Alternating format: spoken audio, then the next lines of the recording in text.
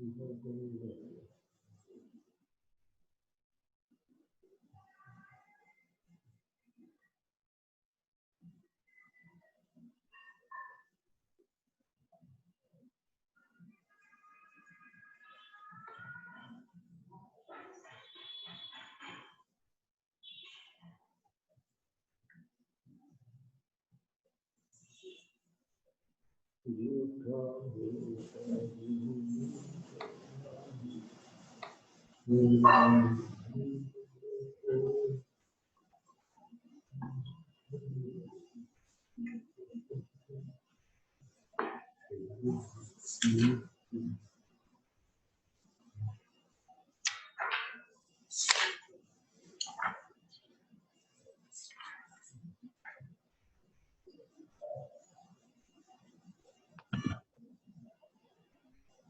morning, sir.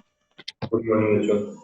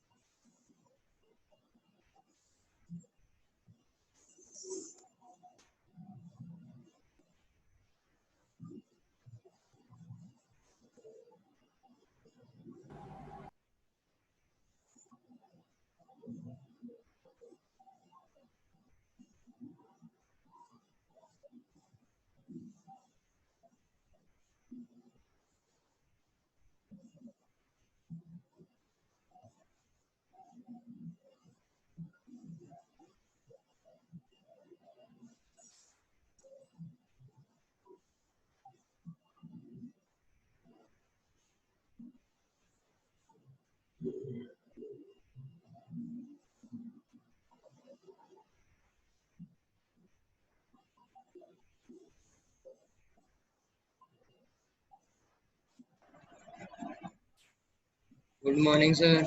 Good morning, Ashok.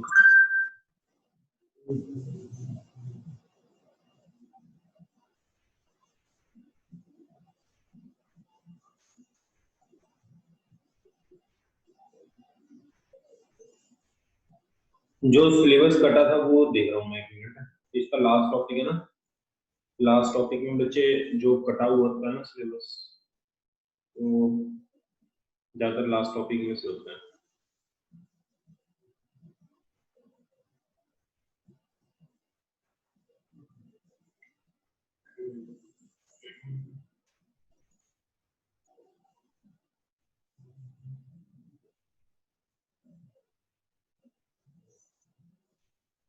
हाँ जी बच्चों, हमारे पास क्लास 12 के अंदर एटम के अंदर तो कोई टॉपिक नहीं कटा। लेना चेक करना, एटम के अंदर कोई टॉपिक नहीं कटा बच्चे।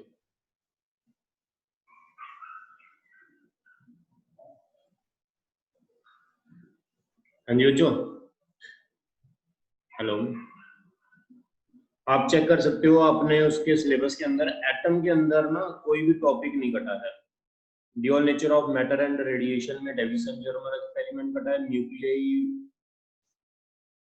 तो पूरा ही है। अल्फा बीटा न्यूक्लियाई में radioactivity, alpha beta gamma particle, their properties, radioactivity के half life, mean life, binding energy per nucleon variation, ये चीजें कटी हैं।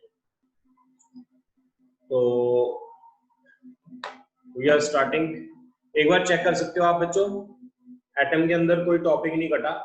मुझे था एक्सरे एक्सपेरिमेंट में भी कट गया, तो नहीं है, नहीं कटा।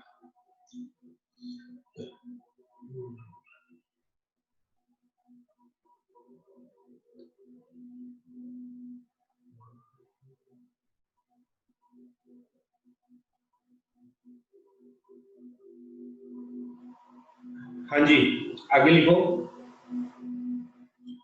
कल जो हम कर रहे थे उससे आगे।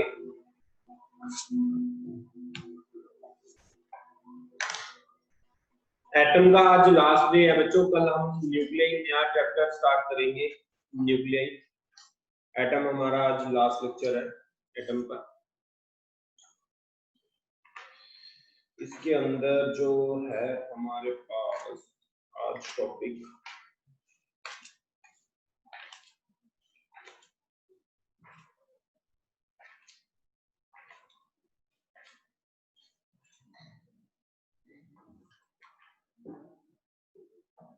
क्वेश्चन लिखो, जो मेरा टॉपिक चल रहा था ना उसके रिलेटेड क्वेश्चंस है कुछ।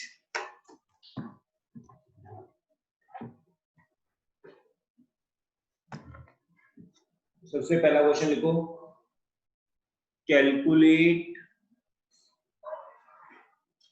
Frequency and wavelength lambda of H beta transition of Balmer series। ये मैंने आपको बताया है कैसे होता है H बीटा, याद है किसी को, कोई बताएगा इसका? H beta transition Balmer series के लिए फ्रीक्वेंसी और वेवलेंथ निकालनी है, बताओ कोई कैसे करेंगे बच्चों? एनी स्टूडेंट बता सकता है? कोई स्टूडेंट बता सकता है ये कैसे करना क्वेश्चन?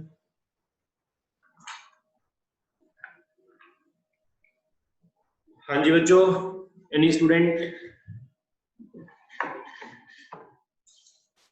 याद है एच बीटा क्या होती थी? बाल्मर के लिए क्या होता था? चलो बाल्मर के लिए बोलता हूं, बाल्मर के लिए बताओ N1 कितना होता था बच्चे? 2। N2 कितना होता था? 3 4 5 up to so on infinity. अब बाल्मर के अंदर एच अल्फा थी, एच बीटा थी, एच गामा थी, याद है? एच अल्फा के लिए क्या था? N1 की वैल्यू 2 और N2 की वैल्यू बोलो बच्चों, N2 की वैल्यू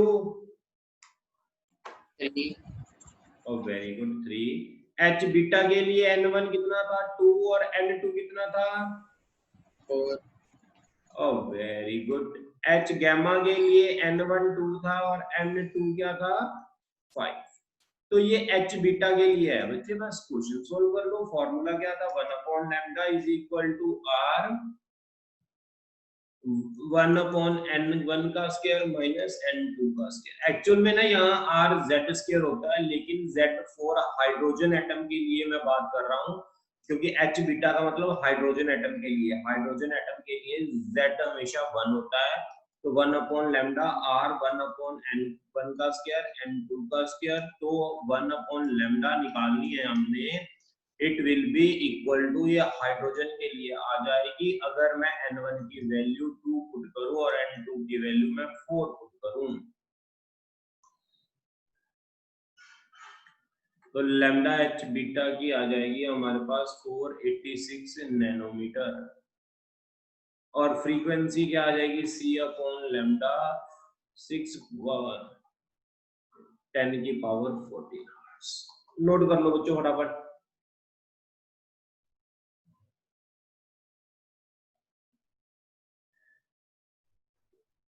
हाँ जी बच्चों, जल्दी से नोट कर लो question.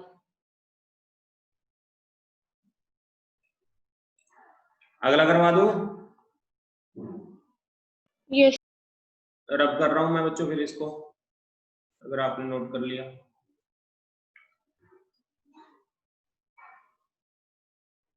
Next question, find wavelength of photon required to excite the electron of lithium 2 positive ion from its ground state to third excited state। Solution. हाँ जी बच्चों, ये कैसे करेंगे?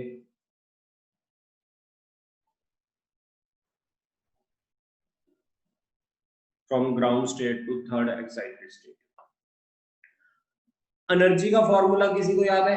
13.6 Z² N² इलेक्ट्रॉन वोल्ट होता है। ये एनर्जी का फॉर्मूला सभी बच्चों को याद है? Yes sir. और ग्राउंड स्टेट के लिए N की वैल्यू कितनी होती है बच्चे? 1। कौन सा एटम है बच्चों, बोलो? लिथियम। उसके लिए Z कितना होता है? 3। ओके, 1 कितना आ जाएगा 13.6 3 का स्क्वायर 1 का square electron volt 13.6 into 9 electron volt. यहाँ तक देखो, कोई डाउट है आपको? कहां पर जंप कर रहा है बच्चे? ये थर्ड एक्साइटेड स्टेट, आपको याद है थर्ड एक्साइटेड स्टेट के लिए n की वैल्यू कितनी थी? फॉर थर्ड एक्साइटेड स्टेट के लिए बच्चों n की वैल्यू कितनी थी? 4 वेरी गुड। तो E4 माइनस 13.6 3 का स्क्वायर 4 का स्क्वायर इलेक्ट्रॉन वोल्ट, वो आ जाएगा 0.85 into 9 इलेक्ट्रॉन वोल्ट। अब मैंने क्या पता करना है बच्चों? वेवलेंथ। तुम्हें पता है चेंज इन एनर्जी का फॉर्मूला हो जाएगा E4 माइनस E1। ये बोहर का थर्ड पोस्टुलेट है। जब मैं दोनों को माइनस करता हूँ E4 में से बच्चों, हम माइनस करते हैं माइनस माइनस प्लस 13.6 देस, तो ये आ जाएगा 9 into 1 2.8 इलेक्ट्रॉन वोल्ट। E किसके इक्वल होती है? Hc upon lambda. Hc upon lambda होता है 12,431 electron volt upon lambda angstrom. इसके बाद लैम्डा एंगस्ट्रॉम की वैल्यू आप यहाँ से निकाल सकते हो। ये डेल्टा ई आपने निकाल लिया, वो पुट कर दो तो लैम्डा एंगस्ट्रॉम आपका आ जाएगा।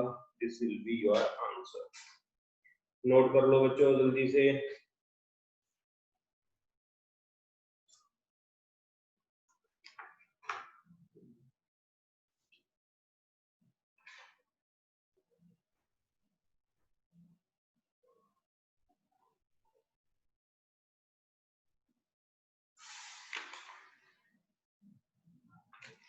हाँ जी बच्चों, हो गया ये चैप्टर, ये topic.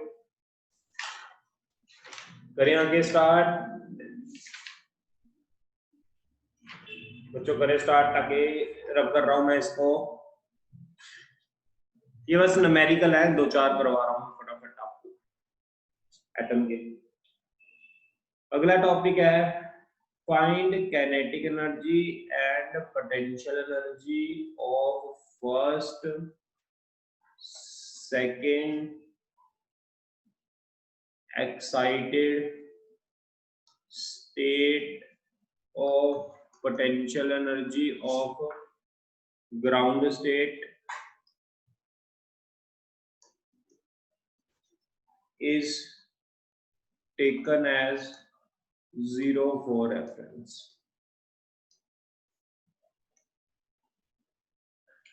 Solution.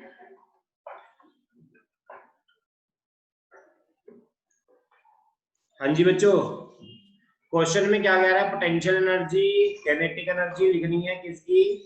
First and second excited state की। तो कैसे लिखेंगे? सबसे पहले मैं ग्राउंड स्टेट की बात करता हूं बच्चों। ग्राउंड स्टेट के लिए n कितना होता है? 1। कहता ग्राउंड स्टेट को पोटेंशियल एनर्जी कितनी मान लो? रेफरेंस मान के उसको 0 मान लो। ग्राउंड स्टेट की पोटेंशियल एनर्जी मैंने रेफरेंस मान ली, उसको 0 कर दिया। अब बच्चों मुझे ये बताओ,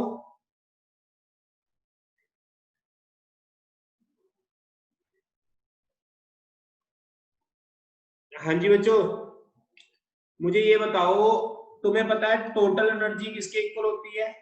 kinetic energy plus potential energy. हाँ जी, तो मुझे ये बताओ ग्राउंड स्टेट में टोटल एनर्जी कितनी होती है? ग्राउंड स्टेट की टोटल एनर्जी कितनी होती है बच्चों? बोलो जल्दी। ग्राउंड स्टेट की टोटल एनर्जी कितनी होती है? -13.6। Oh very good. Ground state की टोटल एनर्जी होती है -13.6 इलेक्ट्रॉन वोल्ट। अब total energy E is equal to potential energy, तो मैंने 0 मान ली है ना बच्चे? पोटेंशियल एनर्जी मैंने क्या मान ली? 0। तो काइनेटिक एनर्जी आ गई 13.6। ये प्लस का आएगा क्योंकि काइनेटिक एनर्जी कभी भी नेगेटिव नहीं हो सकती बच्चे। तो ग्राउंड स्टेट में काइनेटिक एनर्जी कितनी आ गई 13.6 इलेक्ट्रॉन वोल्ट, क्योंकि ग्राउंड स्टेट की टोटल एनर्जी 13.6 इलेक्ट्रॉन वोल्ट होती है। अगर पोटेंशियल एनर्जी जीरो हो गई तो काइनेटिक एनर्जी की वैल्यू किसके इक्वल हो जाएगी बच्चे 13.6 इलेक्ट्रॉन वोल्ट।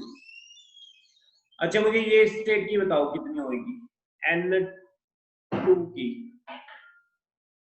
N2 की कितनी होगी 10.2 इनटू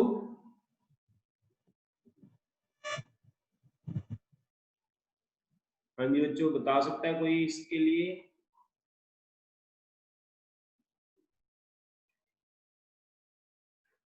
एनी स्टूडेंट ये कैसे कैलकुलेट करनी है हमने?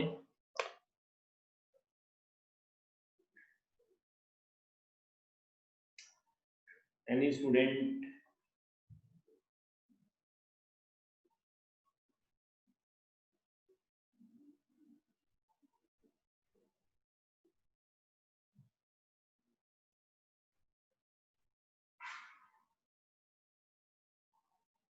हाँ जी बता सकता है कोई? 10 कितनी बच्चे? इसकी काइनेटिक एनर्जी कितनी होगी? दूसरे स्टेट की एनर्जी देखो बच्चे यहाँ पर कितनी थी दूसरे स्टेट की, तीसरे स्टेट की देखो यहाँ पर कितनी थी एनर्जी?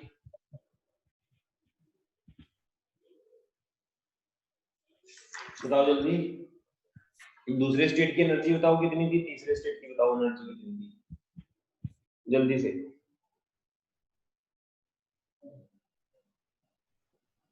तुम्हें याद है बच्चे काइनेटिक एनर्जी और पोटेंशियल एनर्जी का रिलेशन, काइनेटिक एनर्जी और टोटल एनर्जी का रिलेशन क्या होता था? बताओ ना, तुम्हें मैंने रिलेशन करवाए थे एनर्जी के। kinetic energy is equals to half of total energy. पक्का? Yes sir. चेक करो एक बार, kinetic energy is equal to half of total energy. Yes sir. Potential energy equal to kinetic energy half. Potential energy is equal, एक बार चेक कर लो सभी बच्चे। नहीं बच्चे, total energy is equal to kinetic energy के बराबर थी। देखो टोटल एनर्जी का मैग्नीट्यूड किसके इक्वल था? Yes sir. Kinetic energy total energy थी, के इक्वल। potential energy half थी। हाँ तो अब ये देखो बच्चे, अब यहाँ पर अगर टोटल एनर्जी यहाँ पर थी मेरे पास 13.6 इलेक्ट्रॉन वोल्ट माइनस की, तो यहाँ काइनेटिक एनर्जी कितनी हो जाएगी? इसका माइनस साइन यहाँ से हटा दो तो ये क्या आ जाएगी काइनेटिक एनर्जी। अब इसी तरह बताओ मुझे टोटल एनर्जी सेकंड ऑर्बिट के लिए कितनी थी? मैंने लिखवाई हुई है बच्चों आपको, N2 के लिए लिखवाई हुई है, N3 के लिए लिखवाई है, N4 के लिए लिखवाई हुई है। जल्दी बोलो इसकी एनर्जी कितनी थी बच्चों? सेकंड के लिए मैंने एनर्जी लेवल डायग्राम बनाएंगे उसके अंदर फटाफट -3.4 electron volt. Minus 3.4 electron volt, minus 3.4 electron volt. तो काइनेटिक एनर्जी बच्चे कितनी आ जाएगी? इसका नेगेटिव साइन खत्म कर दो तो वो काइनेटिक एनर्जी आ जाएगी बच्चों, ठीक है? Yes sir. अच्छा तो मुझे ये बताओ पोटेंशियल एनर्जी कितनी आएगी? तो आप वैल्यू पुट कर दो। E की वैल्यू कितनी है? -3.4, K की वैल्यू कितनी है? 3.4 प्लस पोटेंशियल एनर्जी, तो पोटेंशियल एनर्जी कितनी आ गई मुझे? 3.4 माइनस 3.4, ये आ गई 6.8 इलेक्ट्रॉन वोल्ट। कोई डाउट है किसी को? अच्छा इसमें बताओ एनर्जी कितनी थी फटाफट, एनर्जी कितनी थी यहाँ थर्ड ऑर्बिट? 1.51 electron volt. तो काइनेटिक एनर्जी कितनी आ जाएगी? 1.51 प्लस 1.1, और total energy is equal to kinetic plus potential. Total कितनी है? 1.51, काइनेटिक कितनी है? 1. तो पोटेंशियल कितनी आ जाएगी बच्चे? पोटेंशियल यानी एक तरह की डबल ही होती है, बोल नहीं रहे? यस कितनी आ जाएगी ये? -3.02 इलेक्ट्रॉन। आंसर। कोई डाउट है तो पूछ सकते हो आप। जल्दी से नोट कर लो, No, अगर कोई डाउट है किसी को तो पूछ सकते हो बच्चों।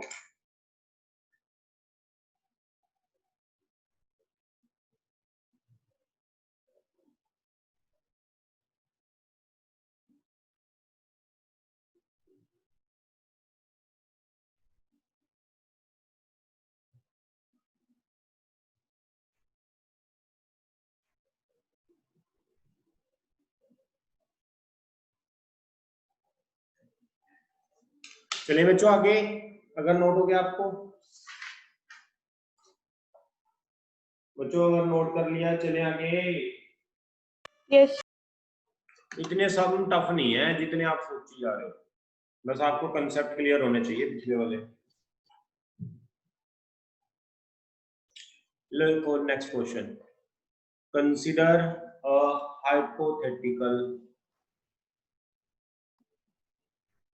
hypothetical atom with given energy level,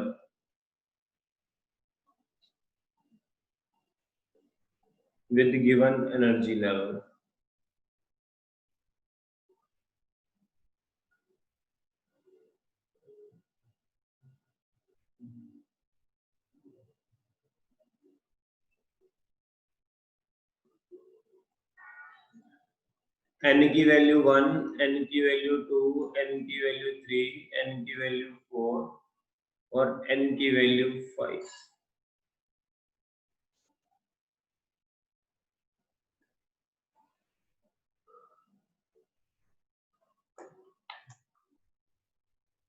हाँ जी बच्चों, सबसे पहले तो मुझे ये बताओ, अगर हम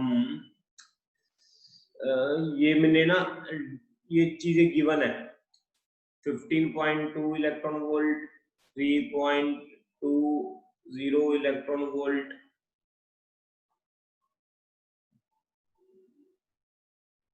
-1.60 electron volt, -0.80 electron volt, 0 electron volt, ये गिवन है बच्चे।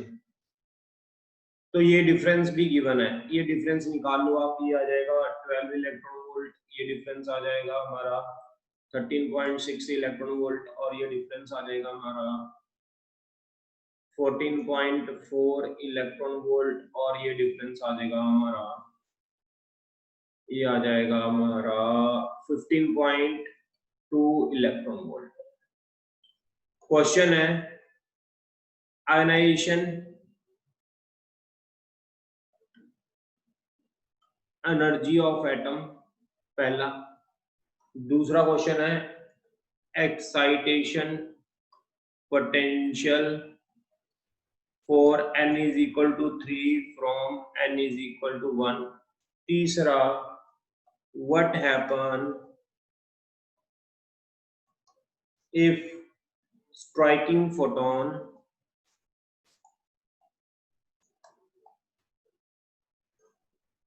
has energy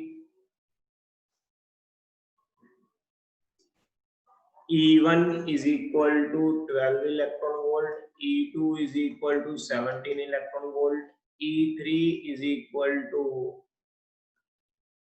10 electron volt, E4 is equal to 14.4 electron volt।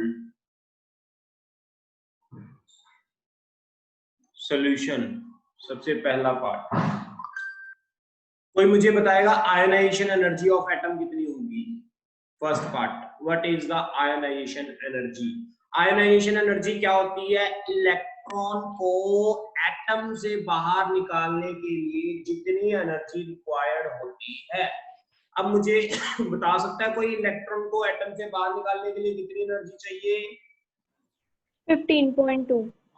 Very good,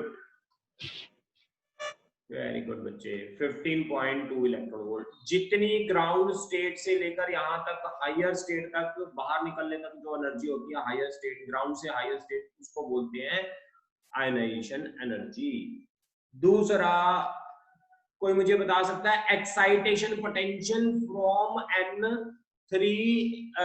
n1 से n3 में, एक्साइटेशन पोटेंशियल बता सकता है कोई। 13.6. N1 to N3। Oh very good. N1 से 3 में जाने के लिए कितनी एनर्जी की रिक्वायरमेंट है? 1 से 3 में जाने के लिए कितनी एनर्जी की रिक्वायरमेंट है बच्चों? ये लिखी हुई है। अगर आपने 1 से 3 में जंप करना है तो कितनी एनर्जी चाहिए? 13.6 इलेक्ट्रॉन वोल्ट। अब ये तो एनर्जी है बच्चे, मुझे पोटेंशियल निकालना है। यू नो एक्साइटेशन पोटेंशियल किसके इक्वल होता है? Excitation energy upon E. Oh very good, upon electron charge. तो ये आ जाएगा 13.6। किसी को कोई डाउट है यहां तक? नो। मैं इसको रब कर रहा हूं बच्चे, कर दूं रब? अगर आपने नोट कर लिया तो रब कर दूं? Yes. Yes, sir. बच्चों मुझे ये बताओ, अब आप इसके बाद ये बताओ कि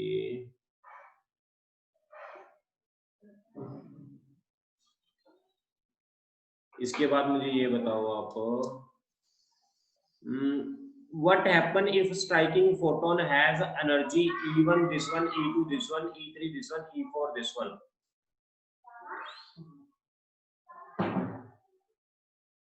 हाँ जी, देखो अगर एनर्जी हमने 12 इलेक्ट्रॉन वोल्ट दे दी तो इलेक्ट्रॉन कहां चला जाएगा बच्चे? बोलो। N2 पर। तो ये चला जाएगा 12 इलेक्ट्रॉन वोल्ट करके absorb to move first excited state। First clear है बच्चों? अगर ये 17 इलेक्ट्रॉन वोल्ट दे दी तो क्या करेगा?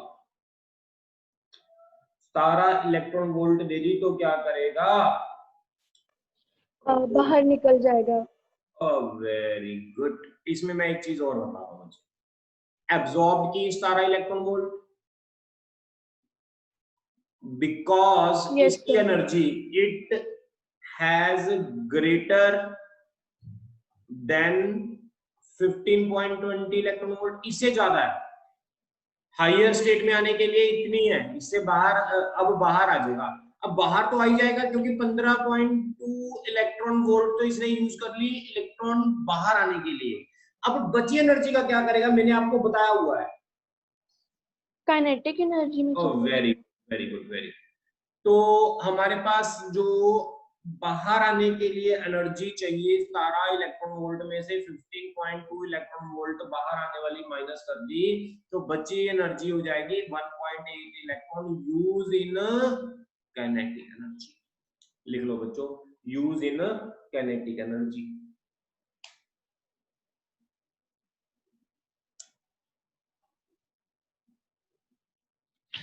किसी को कोई डाउट है यहां तक? No sir. इसके बाद बच्चों मैं आपको आगे बताना चाह रहा हूं, आगे जो है इसके बाद मैं अगर आपसे बात करूं कि E3 की वैल्यू दी हुई है 10 इलेक्ट्रॉन वोल्ट, इसका क्या मतलब है? कोई बता सकता है? दिमाग वाला क्वेश्चन है, इसका क्या मतलब है? इससे कुछ होगा? No sir. Not absorbed. Fourth 14.4 electron volt, इससे क्या होगा? Will go to absorbed to excite third state. ठीक है, थर्ड स्टेट के लिए एक्साइट हो जाएगा। वैसे ही जर्नल क्वेश्चन पूछ रहा हूं, इसका अगर कोई बच्चा आंसर कर देना तो मजा आ जाएगा। 14.6 होती तो क्या होता? इसका आंसर करके दिखाओ कोई भी बच्चा। अगर 14.6 इलेक्ट्रॉन वोल्ट एनर्जी होती तो क्या होता?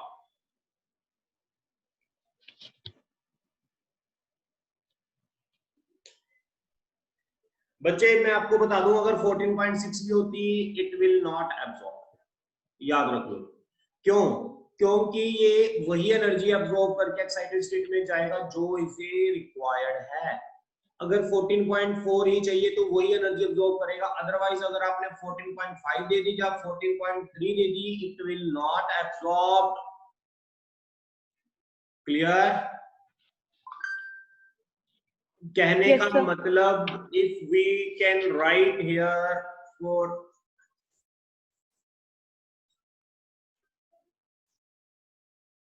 To just keep in mind कि अगर एनर्जी की वैल्यू 15.2 इलेक्ट्रॉन वोल्ट से कम हो, इस केस में 15.2 इलेक्ट्रॉन वोल्ट से कम हो, only those energy will absorb,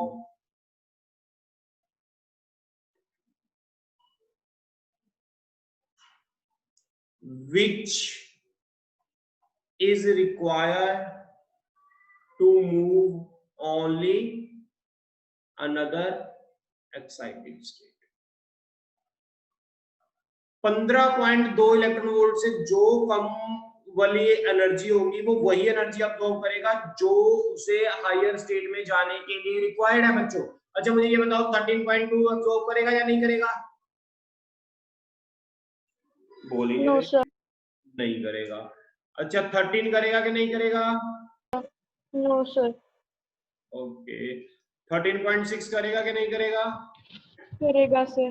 okay बस यही आपको समझाना चाहता था बच्चों। मैं रब कर रहा हूं इसको बच्चों, अगर आपको समझ आ गई ये बात।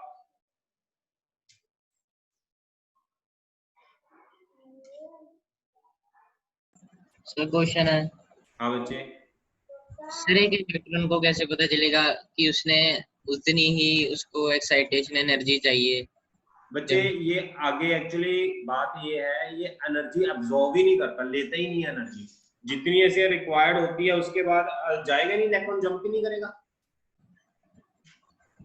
नहीं वो उतनी भी तो ले सकता है ना जितनी जरूरत है उसे। हाँ ना, अगर हमने उतनी एनर्जी दी, ये एक्सपेरिमेंटल रिजल्ट है बच्चे, this is experimentally verified result. Experiment से हमें ये मिला तो हमने इसके बारे में बात कर रहे हैं। इसको बोलते हैं क्वांटम फिजिक्स, पूरी की पूरी आपकी एक कंप्लीट फिजिक्स है। जो इलेक्ट्रॉन एनर्जी डिस्क्रीट वैल्यूज होती हैं उन्हीं को अब्सॉर्ब करता है। आपने में भी पढ़ा होगा फोटोन की डिस्क्रीट एनर्जी पैकेट्स होती हैं, कुछ पर्टिकुलर वैल्यूज होती हैं, है ना? Yes sir. उसको क्वांटम फिजिक्स बोलते हैं बच्चे। ये क्वांटम फिजिक्स है, ये बहुत एक अपने आप में फिजिक्स की अलग वो है। अगर एनर्जी 15.2 से यहाँ पर इस क्वेश्चन के लिए ज्यादा हो जाती तो it can absorb any amount of energy. That type of physics is called classical physics. इसको बोलते हैं क्लासिकल फिजिक्स। अभी जाकर आप पढ़ोगे, अभी आपको इतनी नीड नहीं है, ठीक है ना? ये भी नीड नहीं थी ये क्वेश्चन की भी, लेकिन मैंने करवा दिया। ये आप कंपटीशन के लिए मान के चलो ये क्वेश्चन। अगला ना एक दो टॉपिक रहते हैं इस टॉपिक में, वो ओनली फॉर कंपटीशन है, that is not for boards. रब कर दो। Yes sir. ये कंपटीशन के लिए बच्चे मैं दो टॉपिक आपको करवाना चाहता हूँ, अदरवाइज एटम हमारा फुली कंप्लीट है according to board point of view, NCERT point of view. लेकिन हमारे पास टाइम है, अगर आप हम दो टॉपिक खत्म कर सकते हैं यहाँ पर। एक तो टॉपिक है बच्चों हमारे पास एक्सरे, और एक हमारे पास टॉपिक है बच्चों स्पेक्ट्रम। ये दोनों ही टॉपिक कंपटीशन के लिए हैं, बोर्ड के लिए नहीं आते, ठीक है? तो ये टॉपिक जो है वो मैं करवा देता हूं आपको। सबसे पहले तो लिखो स्पेक्ट्रम। स्पेक्ट्रम को फटाफट खत्म करें। स्पेक्ट्रम क्या होता है बच्चे? It is only for competition. बार बार बता रहा हूं मैं आपको। अगर आप किसी लाइट को किसी प्रिज्म पर डालते हो, it will split into 7 different colour. This is called, जो ये व्हाइट लाइट के 7 कलर इस स्क्रीन पर ऑब्टेन होते हैं उसको बोलते हैं स्पेक्ट्रम। तो लिखो when white light is passed through solid prism, then it split into different colors of pattern on screen called spectrum. इसको बोलते हैं बच्चे spectrum.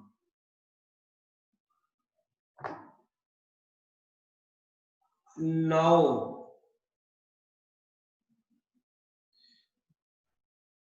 three types of pattern.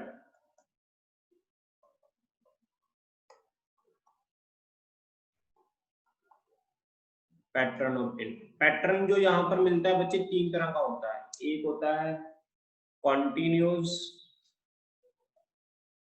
Spectrum, दूसरा होता है लाइन स्पेक्ट्रम, तीसरा होता है बैंड स्पेक्ट्रम।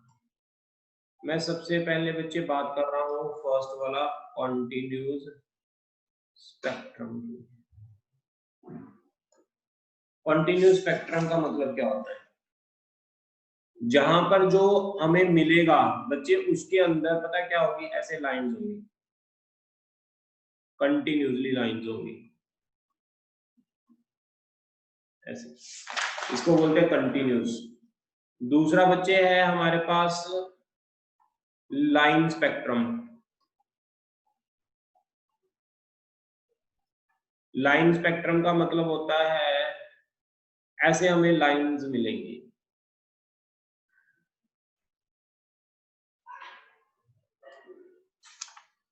ये बिल्कुल कंटिन्यूस होता है, आप ऐसे लगा सकते हो, बिल्कुल कंटिन्यूस।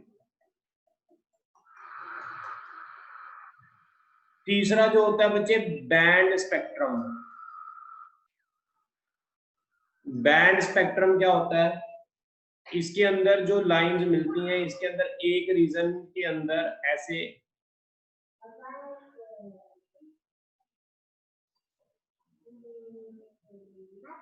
ऐसे बैंड की फॉर्म में होता है।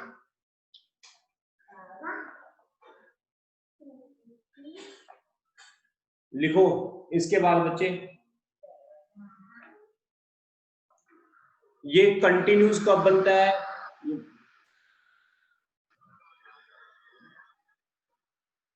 कंटिन्यूस कब बनता है?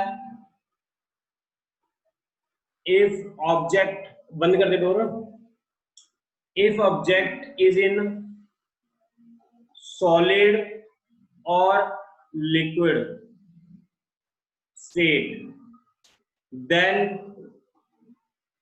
spectrum will be continuous। बच्चे अगर ऑब्जेक्ट सॉलिड और लिक्विड स्टेट में होगा तो जो स्पेक्ट्रम होगा वो कंटिन्यूस होगा।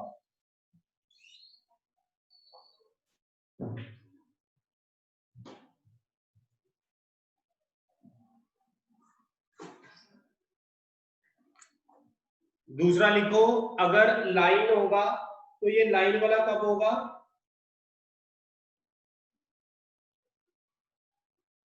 यहां पर लिखो, बैंड वाला कब होगा? जब वो गैसियस स्टेट में होगा। जब गैसियस स्टेट में होगा कोई भी, तो हम बैंड स्पेक्ट्रम मिलेगा। जब एटॉमिक लेवल पर बात करेंगे तो हमें लाइन स्पेक्ट्रम मिलेगा। ये बच्चे याद रख लो, एटॉमिक लेवल पर बात करेंगे तो लाइन स्पेक्ट्रम मिलेगा, गैसियस स्टेट में बात करेंगे तो बैंड स्पेक्ट्रम मिलेगा, लिक्विड और सॉलिड में हमें कौन सा स्पेक्ट्रम मिलेगा? कंटिन्यूस स्पेक्ट्रम मिलेगा।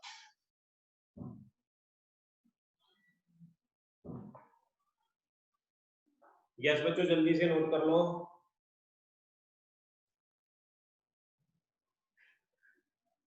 रब कर दूं इसको, रब कर रहा हूं बच्चों। Yes sir. सबसे पहला लिखो एब्जॉर्प्शन लाइन स्पेक्ट्रम, आगे लिखो absorption line spectrum. Absorption line spectrum क्या होता है? बच्चों एब्जॉर्प्शन और एमिशन क्या होता है ये समझ लो। एब्जॉर्प्शन का मतलब होता है जब व्हाइट लाइट को किसी